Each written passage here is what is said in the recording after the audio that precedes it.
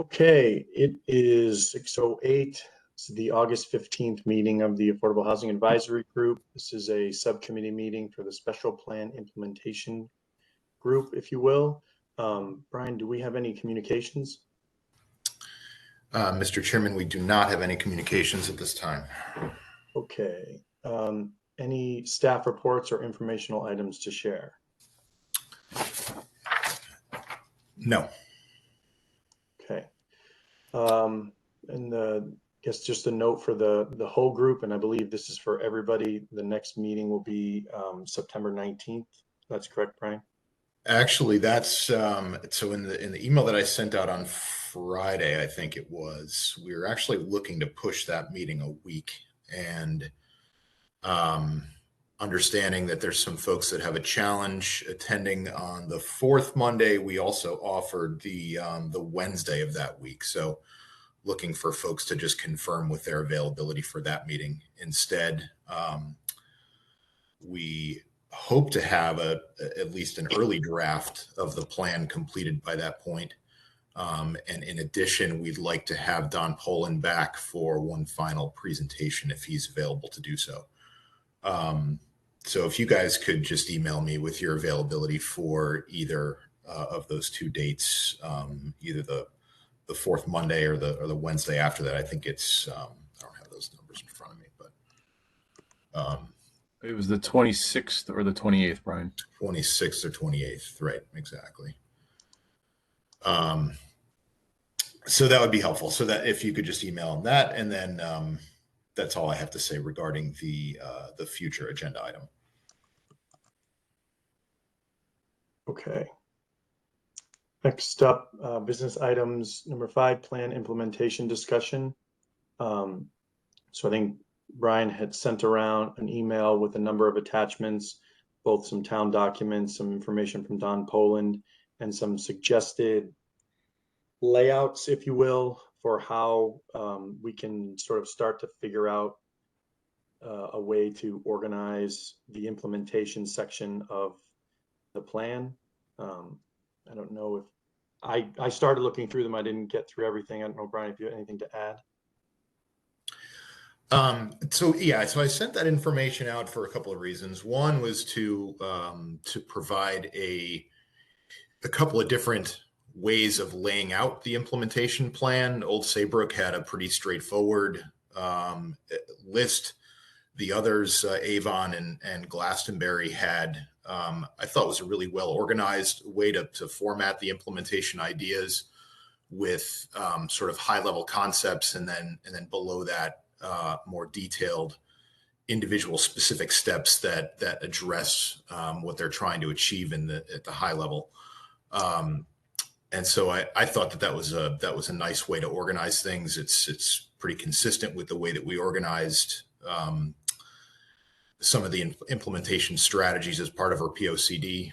And we could look at that a little bit greater detail once we start getting into the plan organization format piece of the meeting.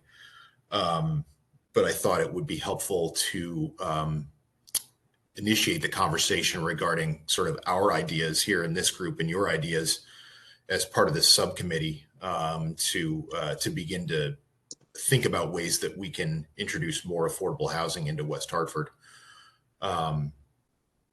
So why don't I just sort of open the floor to whomever it is that wants to jump in on the subcommittee.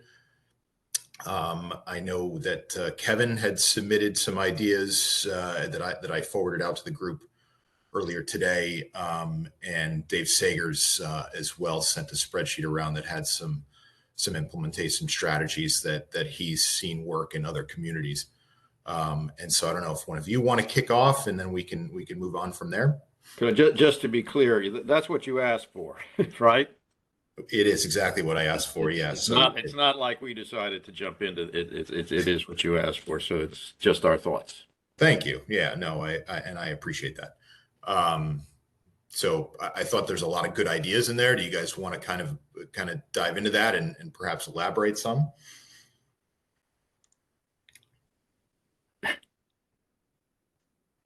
I'm happy to go first, but the voice of some prior experience might be more useful first. Sure, Dave. be happy to get your input. Would it be okay if I shared what I Please. sent around? Yeah. And I apologize. Like Kevin's was much more eloquent in terms of boiling it down to actionable strategies.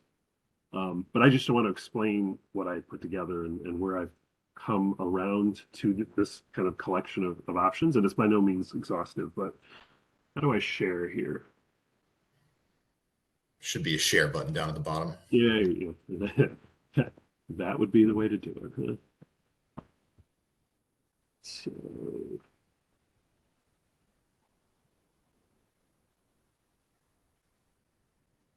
all right. So are you seeing my screen now? And Not quite. yeah.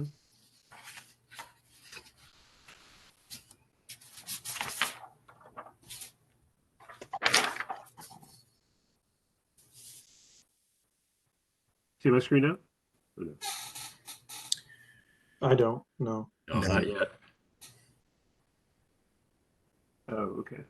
There you go. Okay. Yeah, Now? Yep. We're getting there. Yes, there we are. So, and I think this could be part of the discussion, or it overlaps a little bit with part of what Kevin was saying, and maybe others of you who have ideas that just weren't, sent out specifically. But from reading the plans that were given as examples, and from knowing like where we are right now, I mean, I don't know that we're specifically putting a plan together of these are the policies we're going to put in place, but it seems like we're at a point where we're trying to get to those policies, right, and get to the strategies that will do. So it felt like there needs to be an ongoing group of some sort, right? And I'm not making a specific suggestion of that, of what form that takes, but it seems like there needs to be an ongoing group that works on exploring the options that are out there, to build more affordable housing options or provide more affordable housing options, right? So that was kind of one concept of there's an ongoing task force, maybe some subset of this whole group, or the whole group, the larger group, I don't know, but there's work to be done, right? That was kind of A. And then B, what I broke it down into is, agreeing with all the presentations that we saw, building like deeply affordable housing, where people are at 60% of average median income or 50% or whatever, is very expensive, and you get to a town like West Hartford, it's particularly expensive because of the cost of land and we're seeing a lot of increases in raw materials. I mean, construction costs are just going up, right? So the biggest source of that has been across the country has been what's called the low-income housing tax credit. So West Hartford Housing Authority has an arm called Troutbrook Realty Advisors, right? And they have built, one project on Park Road, and they're planning another one. Those are both using low-income housing tax credits. So what that allows you to do is build up to 40% of your units at 60% AMI or 20% at 50% AMI, right? So that's deeply affordable. I mean, we've already discussed like that's not probably where our aim should be. And if you use low-income housing tax credits, you have to get down that low. But the fact of the matter is, in any given year in Connecticut, there's only like maybe 7 projects that receive those tax credits. So it's not something that we can really rely on. It could be a tool and let the West Hartford Housing Authority continue to do what they're doing. And maybe every 5 years, they'll add another 20 or 30 units, as part of the mix. But if we're aiming at like the 70 to 80% income level, at AMI, which is probably, the Hartford metropolitan statistical area statewide, AMI is $100,000 for a 4-person family, and we're talking about income of like 70, 80,000, then, we're not going to need that level of equity, but there's still quite a bit of equity you need to get into a project to make it work. So my first thought was we really want to think about different elements. There's new development, right? But there's also, in my understanding, and maybe I'm not completely right about the state the legislative or regulatory requirements, is you can count like public housing already. What West Hartford has for public housing counts toward that, right? You can also count assisted housing, which often is Section 8, right? Tenant-based Section 8. Is that correct, Brian? Like that is. I'm sorry, what was that, David? I was distracted there for a Oh, second. sorry. So if you have a section, so if you have, so Section 8, the way it works is tenant-based, right? A housing authority or some other entity issues a voucher to someone, and they go look for housing, right? Yes. And what Section 8 says is we'll subsidize it so you only pay 30% of your income for the rent, and the rest of it's made up by the federal program. That's right? correct. Yeah. But that counts toward your numbers, right? Yes. Right. So one of the issues in West Hartford, I mean, all these, so there's a lot of agencies that issue Section 8 vouchers. There's housing authorities, there's West Hartford Housing Authority, Hartford Housing Authority. Any other housing authority can still allow people to live in West Hartford. The state has several programs that are Section 8 as well. And I have also been a landlord in West Hartford. I sold a building recently, so I'm no longer am. But, you know, a lot of these folks wanted to put people in West Hartford because of the schools, right? The challenge is all the new housing being built is, you know, for one bedroom is 2,000 or 2,500 or something like that. And housing authorities have payment standards. So they say, this is how much we're willing to pay for a one bedroom, a two bedroom, et cetera. There is housing stock out there that meets those requirements, but housing authority, what they basically turn it over to the tenant who says, go, and they say, go find a landlord and go find a apartment, look at apartments. So there's room, perhaps, I think, just something to explore, to basically work with the folks who have the vouchers and issue them, and work with the tenants and make it easier for them to find apartments in West Hartford that meet those payment standards. So rent falls within those acceptable rent levels that those housing authorities can pay up to, right? And by doing that, you know, that's what they call like naturally occurring affordable housing. You know, it's not something that we built, it's not deed restricted specifically, but it's wherever you are, wherever those people land, that unit counts, right? Because right now we have a federally assisted person unit. So one thought is like it's not a guaranteed way, but that could be one strategy for building more. You're not building affordable housing, but you're counting toward the number, right? Because you're getting people who are at a certain income level in, and they're only paying, you know, a certain amount of their income toward rent, and so that can count. I've, you know, worked around with housing authorities for 15 years or so, and that's always a struggle for them, is to identify, and there's technology out there that can help do that, identify who are those landlords that are willing to participate in the program, who meet the payment standards, and whose units can pass inspection.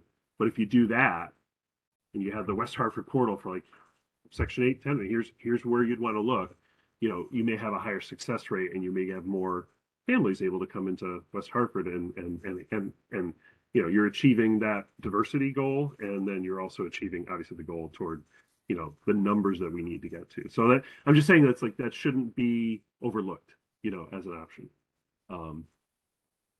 And then secondly, we kind of get into it. I don't know that I want to go into any great detail on any of these because they kind of get very wonkish, but when you talk about, you know, actual development, you know, you get into, and Kevin pointed this out, right? You get into like first incentives and policies. What kinds of incentives and policies here, you know, could we have, from tax abatements to density bonuses to things like that? There's a whole, but you kind of have to examine like how far does each of these get you? You know, like, so what is an actual incentive enough in West Hartford to allow a developer develop X% of, you know, their units to be affordable at whatever that income target is, 70%, 80%, whatever. So that's why I'm saying there's work to be done to get there, to figure that out.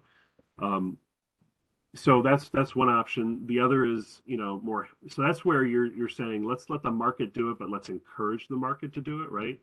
And then there's others where the town gets more directly involved, more hands-on, where, you know, we saw this with, was it Avon that was doing the housing trust? Greenwich has done this as well, where essentially they find some funding mechanism, right?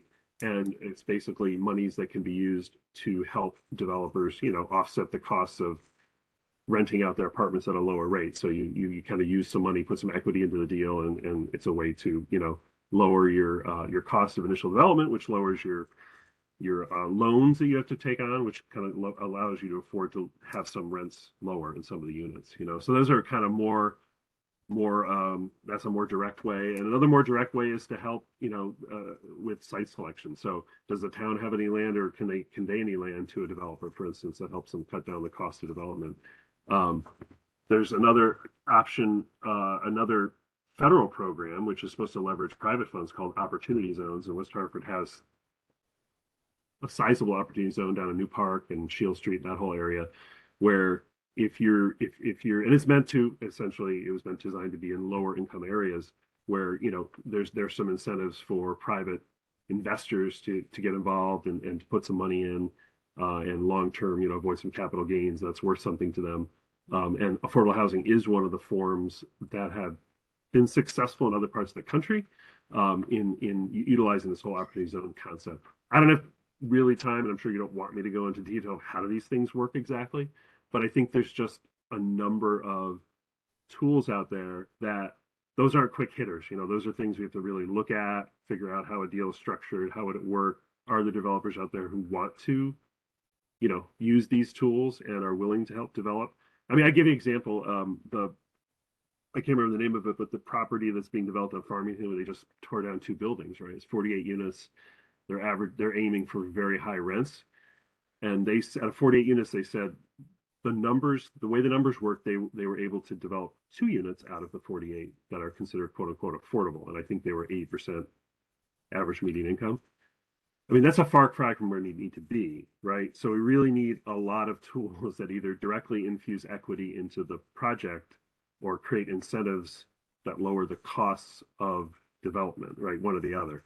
So those are pretty heavy lifts, but and I agree with what Kevin wrote. Like, we have to be very realistic in any given year. How far can we get, you know, with adding to the stock? So I think in general, I'm saying is like this is a longer term. You know, the work isn't done, right? In September, we've created the plan. The plan is how to get to the final tools, but I think we need an ongoing mechanism to keep examining that, some group that's going to do it. And I think we need to consider assisted housing, you know, the Section 8 program, and expanding that if possible, and as well as both, you know, financial and, you know, regulatory or, you know, policy tools to encourage developers. And maybe we need to start encouraging nonprofit developers to come talk to us, you know, or talk to the town. West Hartford Housing, there's obviously doing it, but there are national players, a number of them that do this for a living. You know, they may have ideas as well. So that's kind of in broadly my, you know, kind of what I was trying to put out there. So I'm happy to answer any questions that people have, or we'll just let the conversation flow on. And Kevin, going to go through is more succinct. And anything anyone wants to play off of these ideas or add these ideas, we'll just go there. Yeah, go ahead, Kevin. I muted you before because we were having some feedback out of your mic. Okay. I think Dave's presentation, and I knew it was the right thing to do to let you go first, because I think it really you have I don't claim any depth of experience, you know, of practical experience in this.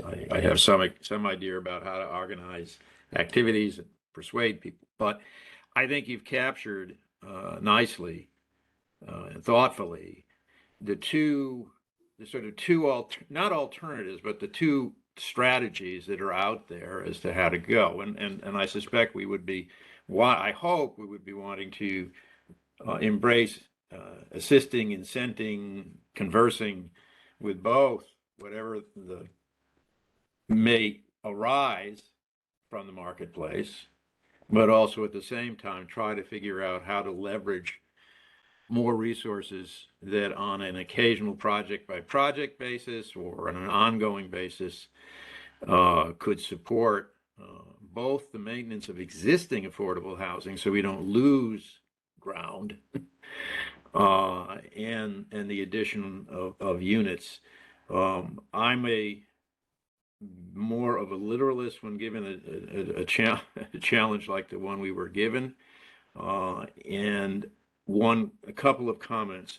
One, I think we need to gauge how much time we have to work this through. And when I'm saying that, sometimes things like town councils come to a point where they want you to do something. And if we come back and say the thing we want to do is think about it some more, and give you some more ideas over more time, or create a permanent sort of conversational group. We need to do that, but I think we need to put some more specific steps in front of them. That's just my sense of how lest they decide, okay, well, we'll come up with it. Second, we do know that we have this statute that hangs out there. I don't think we have to develop policy because the statute's there. I think we're developing policy, or assisting in developing policy, because we think it's the right thing to do. But it is out there, and so at some point we do need to help the council and the manager come up with something that says, this is Connecticut's response to the state of Connecticut's mandate. This is what we are, however general that may be, that has some quantifiable measures in it. And so that's kind of where I first started. There's nothing creative about what I've put down. I really just borrow from everything we've read, particularly the consultant study, but also the other reports. And by the way, I do like what Avon and the others did in terms of formatting. It sets more of a context, and I think we're going to need to create context for people who are listening to whatever it is we want them to listen to. So I put down 4 things. One other comment. There is this question of what is the existing housing authority, and what do they do, and what will they continue to do, and will there be some other entity that is going to perhaps have a broader approach than the housing authority does. The housing authority has obviously stepped away from the town council. It is not. Town council does not direct the housing authority. It does not make policy for the housing authority. The housing authority is an administrative agency based on a role created for it in terms of the law. So that I think is a particular challenge, and it's no disrespect to anything they do. They have finally gotten in the last few years into the truly affordable as opposed to retirement type of housing. So I put down 4 things. One, and I'm not going to go through them. You have them, and I'm of that generation that couldn't possibly share my screen with you even if I wanted to. So that ain't going to happen. But I know that the folks did share these with everybody. So the first was to just say, let's look at what would be a goal. What can we recommend, or assuming we should recommend a goal for the council's consideration, what should that look like? And based on primarily the consultant's report, I think he has given us the answer to what that should look like in terms of a realistic but meaningful commitment. And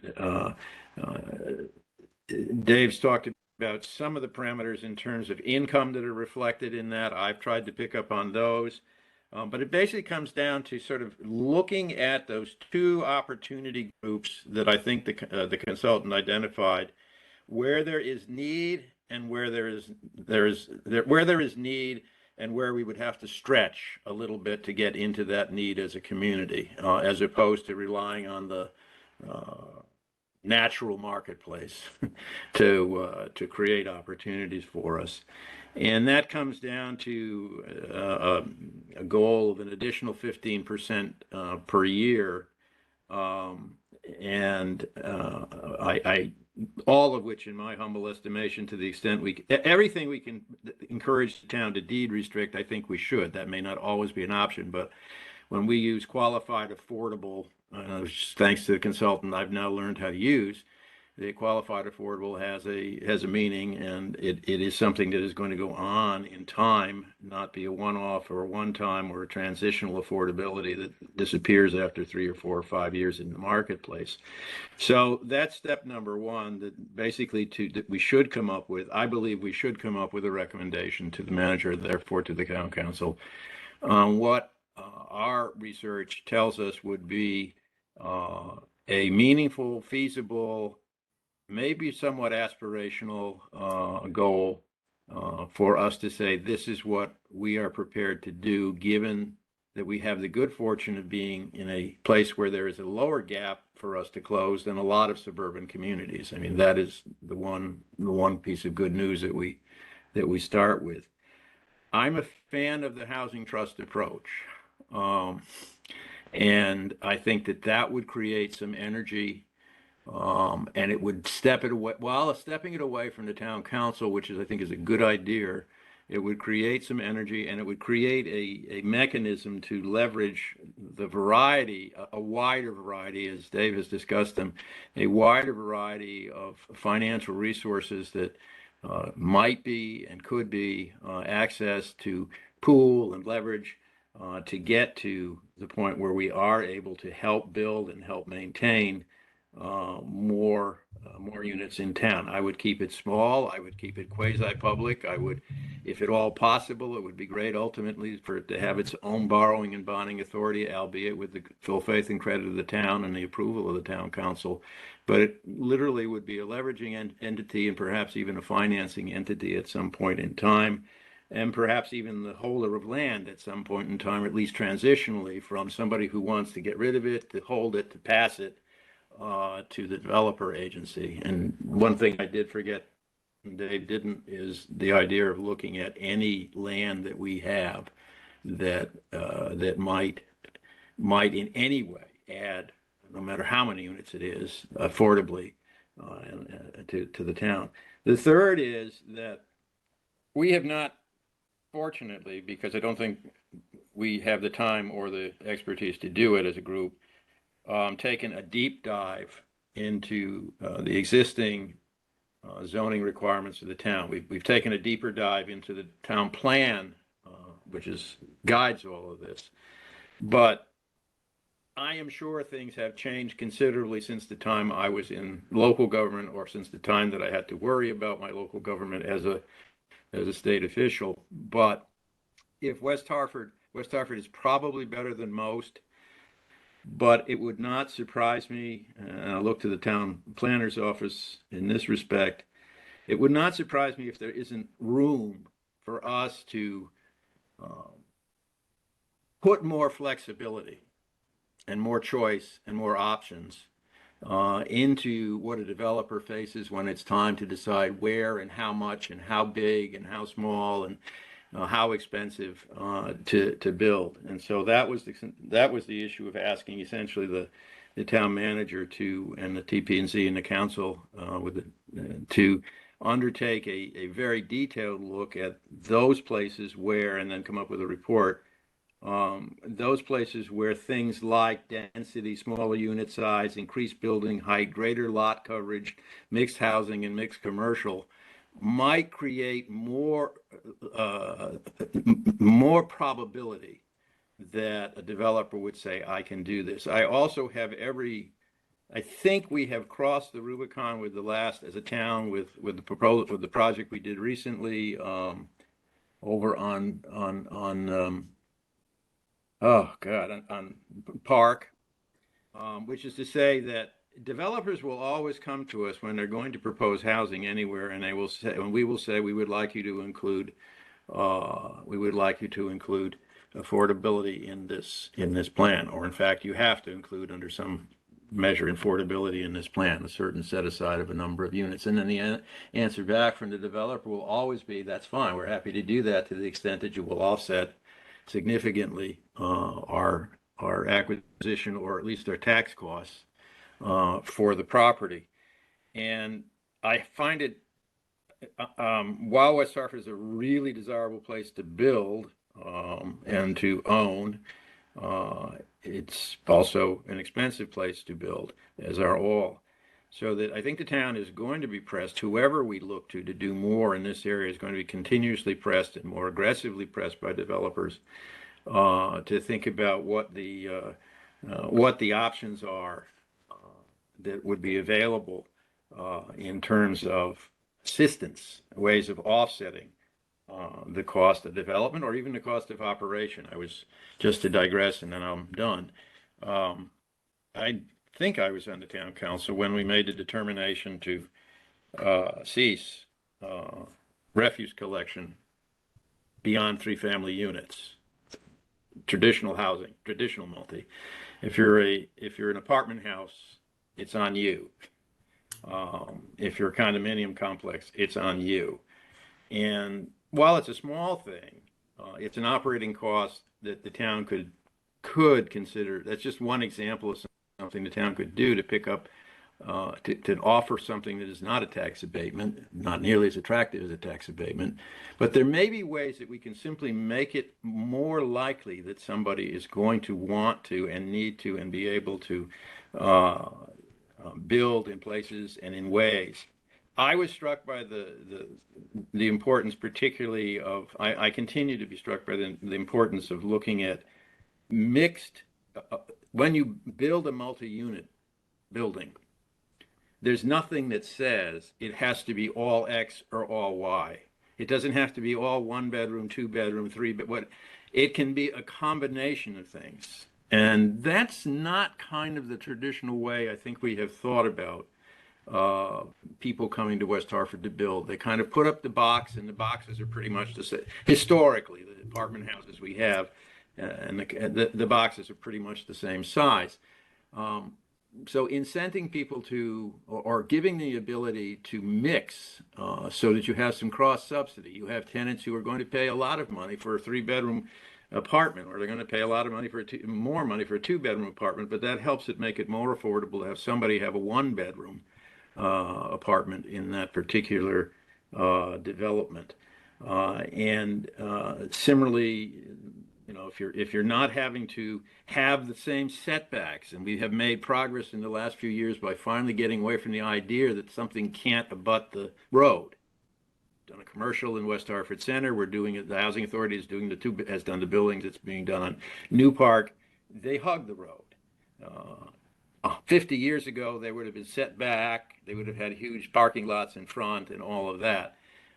So I think we have some opportunities to give people flexibility, and that would be the other task. So 3 things. 1, do help the council set a goal. 2, do explore and consider the creation of a new entity that would have a variety of powers to assemble, to assist, to inform, to perhaps even help finance acquisition, construction, renovation. 3, figure out where we can make it easier and more likely that people will consider mixing commercial and residential, mixing varieties of residential in the same building. And then I guess 3, figure out what those financial incentives might be, and urge the council, if they're going to go this way. I think one of the other things is to come up with the town's going to need to come up with some kind of clear criteria. I'm not saying an economic calculation, but criteria for when it is and when it isn't going to look seriously about providing something like tax abatement. As long as the town, if we're going to be asked to do more, at some point there's going to need to be some guidance that the council sets forward for when that happens, so that it's not just a one-off each and every time, because we will at some point start to get pushback from the community that will realize that every time we abate a tax, somebody else is paying for that. So, some thoughts. Kevin, thank you. I think there's between you and Dave, there's a lot of good ideas that are presented there. I agree that I think a major component here is going to be looking for opportunities to incentivize developers. There does need to be a carrot and stick approach.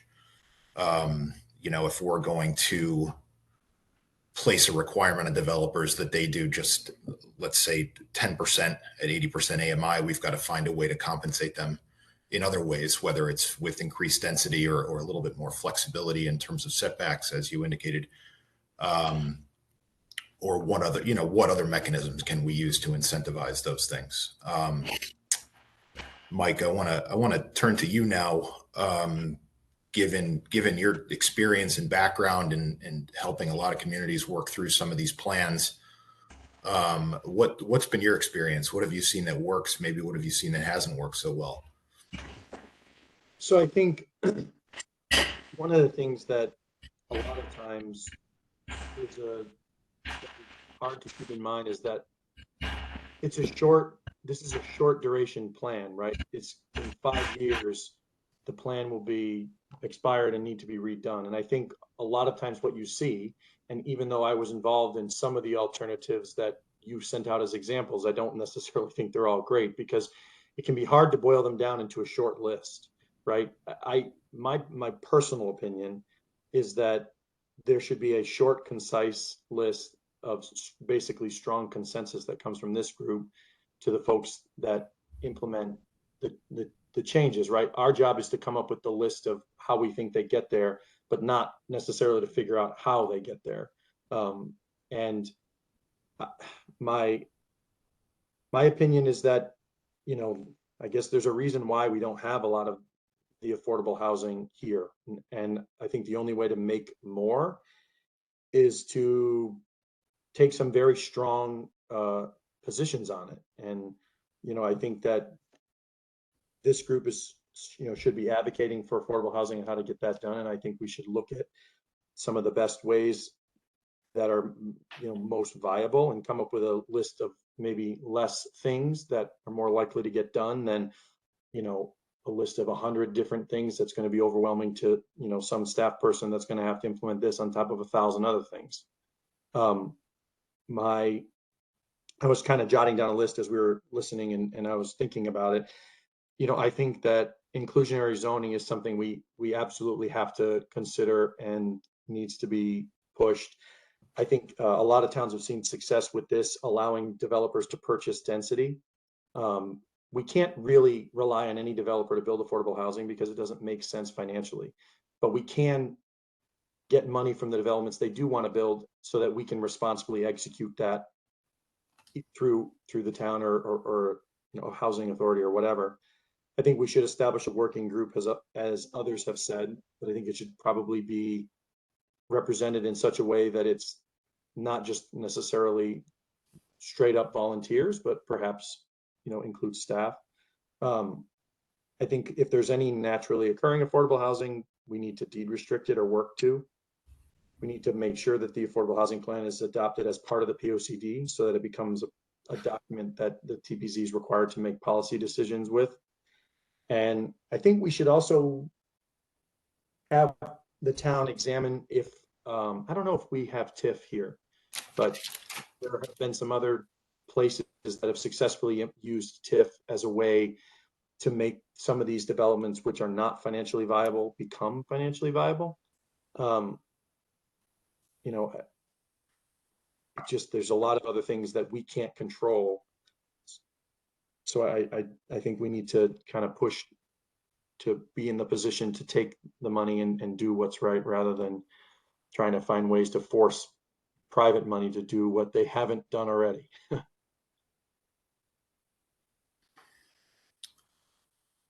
Thanks, Mike. I think I heard you allude to something along the lines of a fee in lieu type program. Is that what you were leaning towards there? Yeah, so one that I'm familiar with and was just looking at recently, Mansfield has one. They have an inclusionary zoning requirement with fee in lieu, and they allow people to purchase density. So they're looking at, based upon a current development, you know, they establish their density standards and then allow them to buy more, a payment in excess of $1.2 million into a housing trust fund, which then they can use to execute additional. Mansfield is not anybody that has any better of a housing market. You know, that, I guess my point there is West Hartford could be in the same position, where if we set the numbers correctly and then allowed them to purchase, I think we could start getting sizable amounts of money. One thing that the last thing I want to say is that I think that even though it's not new affordable housing units, one of the really important things about getting money into a housing trust fund through fee in lieu or otherwise is that it allows the town or the housing authority, whoever, to focus on making sure that current housing is desirable. A lot of times these folks don't have, you know, places for a child to visit. It's not ADA accessible. They don't have Wi-Fi, whatever it is. And by taking those monies and allowing us to control how they're administered, we can have like affordable housing administered through a housing authority that's desirable, which I think a lot of times can be overlooked. Now I'm really done. Todd, I leave it to you. I'm curious if you've got any specific thoughts that you want to jump in with. Sure. Thank you, Brian. And I apologize. I have a bad connection. I'm out in the woods in Maine. Um, one of the things I heard, and I think it's important that we consider, is a clear communication strategy around any of these items that we decide to include in the plan. And the reason I say that is something that both Mike and Kevin actually touched upon. Kevin, I think you did a really nice job summarizing in the document, and you suggested in one of your first suggestion for adopting an affordable housing goal reporting requirement, a performance reporting requirement. And Mike just said something that kind of made me realize that the project that you identified, Kevin, on One Park Road, so that's over 300 units of market rate housing, of which the town was able to, through a tax abatement, generate 10% deed restricted affordable. So that's about 30 units. That might be the largest number of deed restricted units on any single project that we've seen in a number of years. That specific project has now been under construction for a number of years. And if you go back through its planning, development, financing, and land use entitlements process, we're looking at over 5 years. So even a 5-year plan on one project to generate any actual units, these things take time. And I think whatever we develop in this plan, we have to acknowledge that anything is going to take a lot of time. And I'm curious, some of the other plans also suggested including, or maybe we should include, kind of a pros for each action item, and then some downsides, because I think it's important to know where one tool or action might be useful but might not be. And this takes me back to David, when we started our conversation talking about the voucher program. While those are very good at actually generating meaningful affordable housing for people that need it at certain income bands and thresholds, they are portable, right? They can evaporate and they can easily transfer. And if we were to go back and look and pull our current count for our affordable unit total in the community, a vast majority of those are from those government assisted programs. So they're portable and not deed restriction. So I think that reinforces what Kevin was saying, the importance of generating deed restricted units in any way we can do it. So I think one of the things I would be looking for as part of this plan, based on the data, what we heard and what we know, is finding meaningful ways to get deed restricted units that will last for a number of years within the community. Yeah, I completely agree. I think that should be a major objective of ours, is trying to figure out as many ways as possible to get additional deed restricted units. Can I ask a question of Sure. I guess of the planner's office more than anywhere else? I hesitate to ask it, having been a policymaker, but do we have any sense of what the expectation from us was? So is there a council sitting there? Is the mayor sitting there? Is the manager sitting there? And I know it's a different manager than was involved in the inception of this process. Do you, Todd, have an expectation of what you were expecting us to deliver and when you were expecting us to deliver it? Because I think that would be, and it may be that the council has, other than saying, yeah, go ahead, manager, that was about it. I don't know if we're playing to or working against any expectations at all. So, the prior town manager formed this task force based on the need for the community to create an affordable housing plan. I think there's a general sense within the council that we need we need more affordable housing in the community. Whether there's any consensus around different ways to do that, I don't know. I suspect not. And there may not be buy-in from everybody on the council for some of these ideas that we're going to put forward. But that's what this group is charged with, and I think our objective should be to generate some strategies that are perhaps high level enough that folks can get behind general concepts, and then we can work from there to develop individual policies or more fine-grained policies in order to get to where we want to get to. And so I think that's it. I think that's where we are. what I was getting at. Did you have a sense that somebody was looking for us to say, here's what the goal should be, here's the role of the town council, here's the role of the other players in it, and here are the challenges and opportunities? I haven't heard that kind of Okay. direction or those All right. kinds of expectations.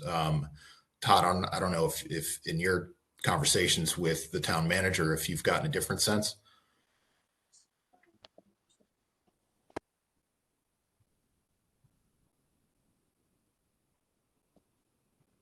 Apologize. Camping. Can you hear me? Can you hear me now? Yep. Thank you. I do think there is the expectation that the plan would identify a goal with pros and cons and kind of perhaps a general priority or a time frame to achieve it, but not identify who should then carry that piece or action item forward. I think there's been a general comfort level in the structure of the most recently adopted POCD, in which it identifies broad goals, more specific strategies, and then in particular, really kind of defined action items, but left the actual implementation and identification of who's supposed to champion those action items up to the policymakers. So I think, Kevin, that might give us enough flexibility and provide a more positive direction, and then let, whether it's the TPZ, the council, or some other future subcommittee or entity or administration, figure out which group needs to implement which item. But if we were to go with if one of the things we thought made sense, and that was something that doesn't exist, such as, and the way that Mike talked about it, in terms of fee in lieu and the ability to have some entity, I don't know whether town councils can have that function, whether you need the housing trust in order to do that. I just don't have that expertise. You got some of the rest of you do. If the answer is that the town council has the ability to do that, or the town in and of itself and some existing entity other than the current housing authority can do that, that's fine. If the answer is there needs to be an entity and a structure and to do that, then, and we think that's important, then we probably should make that part of our recommendation. Dave, I'm going to get to you in just a second, but I did want to ask Mike, just kind of piggybacking on your comments earlier regarding Mansfield, in terms of how they handle the money that they accrue through their fee and lieu program. Who is it? What entity in their structure handles the administration of that money? So the use of the funds that go into a housing trust fund is established by statute, so that the town would have to create the actual fund that would basically hold the money. So they're not, this money is just coming in. They already had the fund. I don't know if they've dispersed anything. I know in other communities, one of the things that we've talked about is we're getting this fee in lieu, it's going into this fund. Now, if we have another developer who has another project, because costs are so expensive, maybe you get, the town takes monies in for 6 units, and then we hand it off to a developer and he is only able to create 3 or 4. But it's an idea of the town being a mechanism, but not having to get involved in the nuts and bolts of developing the units. But they didn't create a separate entity to receive the funds. Gotcha. So Okay. I could provide a little bit of context. In my prior life in Stanford, we had a pretty early on fee and lieu program there that was quite successful at generating a large amount of funds directed to a fee and lieu housing payment. It was created in a much more flexible format, and actually I will try to circulate an example so you can see how that was structured. The downside of their program and any of these fee and lieu programs is if there isn't an identified recipient that can actually build and produce the units in a short period of time, then that money, time value of money, it just sits in an account and it doesn't generate units. So there is some downside to fee and lieu programs if you don't have a clearly identified partner to actually proactively develop, or you have a developer kind of waiting and they can repurpose the money right away. But they can be a useful tool depending on the specifics of a certain project. Can I just follow up? the question, I guess, in my mind is, and let's stay with this because I think this particular approach, councils come and go. They have a million things on their agenda. And the likelihood that over time, the town council is more than a kind of overseer as opposed to a doer. Likewise, in terms of our staff, you guys are deeply involved in issues of compliance, and that's appropriate, and issues of standards. But this would look really to the planning office to have much more an aggressive, or some office of the town, to have a much more aggressive role in managing, collecting, managing, dispersing, making decisions about who gets what, when, and how. Then there's anyone that can do that now. Yeah, I think that goes to the general idea that perhaps one of the recommendations should be to build out a separate organization to handle that work. Whether it's a subset of the council or whether it's an entirely new body that can handle, the administration of funds, looking for other grant opportunities, establishing relationships with private developers that want to develop affordable housing. Kind of tasking this group with all those various things that the council is not going to have time to concentrate on, and staff is probably not going to have time to concentrate on. And so I think that should certainly be something that we look at seriously as a recommendation. Dave, I want to go to you. You've had your hand up for quite a while, so thanks for being patient. Yeah, no problem. It made me think of more things as we have this discussion, but quite often in larger cities, right, they would have an apartment housing, right, and they would probably be tasked with doing all the things you described. So we can't just add that that effort to existing staff, right? But I think it can be handled within the town, but it has to be separated to some extent, right? Because there's all those things you just mentioned. Really, like part of being successful with this is finding the developers who I know in Connecticut there are small nonprofit developers that do this, right? Can you find them? Or they know the ins and outs of it? They can find other grant sources. The typical affordable housing development uses 13 or 14 sources of funding, so leave it to professionals to do that, but you can be another source of that really makes a difference, right? With that fee and loop program. So that's one thought. And the other thought before was understanding that, in the long run, you really want to rely on deed restricted housing, but maybe if we're concerned about the lead time associated with that, maybe you have a short-term, long-term strategy. In the short term, you're going to try to, encourage more, voucher holders here. That helps your numbers improve. In the meantime, you're working on that base that's going to be, sustainable and stay deed restricted for 30 years or 40 years or whatever the case may be. So. Okay.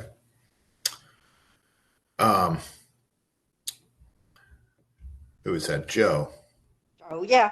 I just wanted briefly to add, last time we met, we spoke about having individual homeowners adding accessory apartments, and the consultant was saying that, well, if you build a building in your backyard, it's very expensive, but there are homes that lend themselves very easily to being converted to, adding a one-bedroom apartment here or there. My son is moving to Long Island, and this woman with a raised ranch, the lower level of the raised ranch, it already has a door to the outside. She's converting it to a one-bedroom apartment. She can now afford to stay there, and he can afford. So I think, and there are those big homes by Prospect Avenue that could be divided up. So I think if we promoted it as a concept to homeowners with some training, as part of, one of those evening classes, how you could do this and what kinds of homes are suitable, we might be able to get people in the community to provide the small apartments here and there. And the consultant was saying last time that that's the big need, is the smaller apartments. Yeah. So we recently, I think we talked about this, we recently made some changes to our zoning ordinances to allow for accessory dwelling units. I would say the program has not generated quite as many units as some people thought it would. We've had a single proposal for a detached dwelling unit, which what we've been told by the builder is that the cost to build that unit is somewhere in the neighborhood of $350,000. The bulk of the other applications that we've had, and I think it's maybe 7, maybe 8, have been inside of existing dwelling units where they've got a large enough home that they could convert a portion of it over to an ADU. And I don't know. I haven't heard any anecdotal numbers about the cost of doing that, but I suspect that it's substantially lower. And so, perhaps one of the zoning tools that we can look at as far as a recommendation is opportunities to incentivize homeowners to do that through perhaps there's a tax abatement situation that we could leverage or some other funding mechanisms. I think also if you had some publicity and you, like I said, had one of the Life and Learn courses on how to go about doing this and whether or not your house is suitable, it wouldn't be a whole, just an overview of how you get funding. People may not have thought about it, but if they have a big house and a fixed income and they want to stay where they are, and if somebody presents a way, how you hire people to help you, how you, get give them a good tax deal on something, the incentive. Certainly. I think, it could work out to be a win-win situation for homeowners and people needing affordable housing and builders, local builders. Thanks. Kevin, I see your hand up. It's just because there's a delicious sort of irony here. I don't know what the status of rooming houses are in West Hartford. At one point they were illegal. And I'm not suggesting that's a huge answer, but the irony here is that those houses, the 2 units on Prospect where you're speaking about, were historically illegal rooming houses. There were many people living in them. I know this because I ended up writing about it in law school. But the house that my wife and I last lived in another life, I had looked at that 20 years before I actually bought it. And as we went to the second floor, the owner said, "Just a moment, I want to make sure they know that you're coming." Because each of the bedrooms upstairs was a place where someone lived. It was their room. It was their place. So in that house, there were maybe 4 or 5 people. I'm not suggesting that, but the market at that point in time had responded in an odd sort of way by creating some opportunities. They just didn't happen to be ideal and didn't happen to be illegal. But the point is, particularly those houses on Prospect and others, I don't think we're ever going to see the construction of lots of accessory buildings just because of that cost. The question then is it any more efficient or cost efficient to take a second floor, or whatever it may be, build out a second entrance, and the second floor is now a unit and the first floor is a unit. Different people living in that same old house. I know there's, and I don't know what requirements there are when you put in residential space. Must you have a kitchen? Obviously, you must have a bathroom. Must you have a kitchen? If the answer is you must have a kitchen, that would be a disincentive. If the answer is no, you need not have a kitchen, as long as you have a bathroom and a bedroom and a place to live, then that would be a curious way to do accessory development that wouldn't require new construction. Yeah, it's interesting. Think about accessory dwelling units and think about illegal dwelling units, and sometimes there's not too wide a gap between them. Having been a zoning officer for a number of years and going into some homes where they've sort of haphazardly created these accessory dwelling units, I imagine that in some circumstances those could have been converted to more formalized accessory dwelling units that were not illegal, that did meet all the code requirements. But that really wasn't the priority back in the time that we were looking at those. So it's interesting looking at those through today's lens and what we're trying to achieve here. So I do want to move forward in the agenda a little bit if we're kind of comfortable with the general sense of direction that we have. I understand this is only the initial conversation. I'm sure there's going to be many more regarding these policies, strategies to move forward. But I did want to kind of just be sensitive to people's schedules and time tonight and just jump very quickly into the next section of the agenda, which I think we can go through relatively quickly, which is on the plan organization and format. So I'm gonna share my screen here. Let's see.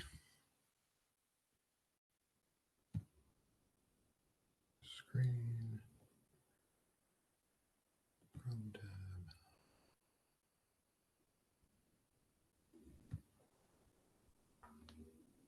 Can everybody see that? Yep. Okay. All right. Very good. So this is a chunk out of our POCD. And as Todd and I were kind of going through this, we recognize that there's a lot of opportunity to pull some of this information directly into an affordable housing plan in the same format. And we thought that, hey, that there's rather than reinventing the wheel on some of these items, we can pull them over and make our lives a little bit easier. But just in terms of the general layout of this, in terms of the guiding lenses and vision and goals and strategies and actions, I think that's kind of how we want to proceed in terms of the format of the affordable housing plan. They establish sort of high level goals here. There's an opportunity to talk about how we developed the plan, how we got there. So there's an opportunity to talk about our outreach efforts here. Summarize our comment board findings. As I said, I think there's opportunity to sort of stick with this same general format. And I think the end result would be pretty informative, and I think it would coincide very nicely with the plan of conservation and development, which we've all, I think, decided that it's most important for the affordable housing plan to become part of the POCD. So good opportunity there. And then some of the key demographic trends, obviously we're going to be pulling in a lot of Don's information that he's generated into this section, making sure that our demographic numbers are up to date based on the most current census. This section obviously talking about the types of housing units that we've got in town, and the rate of construction. Again, this is a lot of the information that Don Poland pulled together for us that I think we can pull directly into this format. And move forward on that basis. And then just quickly moving forward, so that the neighborhood and housing section, let's see. Yeah, again, I think this is very helpful in kind of giving a visual sense of the types of housing that we have in town, and the broad sense that most of the community is single family residential, with small areas where there's opportunity for multifamily development. And so there, I think if we're going to look at opportunities to amend our zoning code or tweak some things within zoning, it may be looking at ways that we can add units, through ADUs or through other things in the RM zones, the multifamily residential zones, to incentivize property owners to develop a little differently there. So again, Todd just told me I don't have to go through this in such detail. But again, the general idea that we can use this format, and hopefully come up with a plan that works very nicely. All right, so I'm gonna end there. Again, if anybody's got questions, feel free to jump in. The only other thing that I wanted to recall, which I can't, is what the consensus was from the community survey, right? Because if there's some things there that we need to include related to everybody in town is really uneducated about it, everybody in town is really for this or that, I think that should inform what ultimately we want to put a highlighter on. And I don't remember the results of that. I'm sure I have it in my email and I should probably get back and look, but I guess just wanted to mention that. Okay. Kevin, you had your hand up again. I promised to last for the evening, and yeah, we do want to do that because it was on balance, as you all recall, very positive and very encouraging. So we want to make it seem that helps put a context around it. That wasn't my comment, but that's a very good observation. So look, Brian and Todd and Brian and have been, you've been gracious and generous in letting us have our thoughts. Frankly, at some point, and I don't want to put you on the spot, and I'm certainly not asking you to do this tonight, but I would be curious as one member of this group to learn some of your thoughts about what your own personal, your professional reflection on what you've heard, what you've seen, what you know, and what you knew before you came to this in terms of what you think we might best do. I'm not asking you to tell us what to do, but it would be a shame for us not to hear from you at some point in time to say, look, we've looked at this and here's some thoughts and these things seem to work and we hope you would consider this. Your choice, but I think I would feel benefited by your reflections as well as listening to ours. Absolutely. No, I think Todd and I fully expect. And maybe the economic development officer ought to be looped into this too, as somebody who should be part of that conversation too. Yeah. No, I think Todd and I fully expect to present some of our own ideas to the group as part of this process. So we will begin to do that, I would say, next time.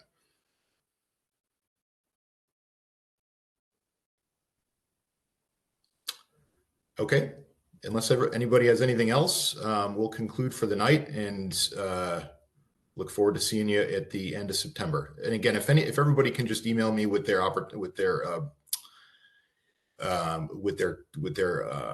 calendar opportunities for the end of September, that'd be fantastic. I'd appreciate that. Oh, I just wanted to mention that night you picked the last Monday. I think that's Rosh Hashanah, so you may not want to do it on a Jewish holiday. Certainly not. Now we'll need to look at that as well. Yeah. So check the calendar. Yeah, we will. All right. Very good. Thanks, everybody. Bye-bye. Bye. Thanks, Brian.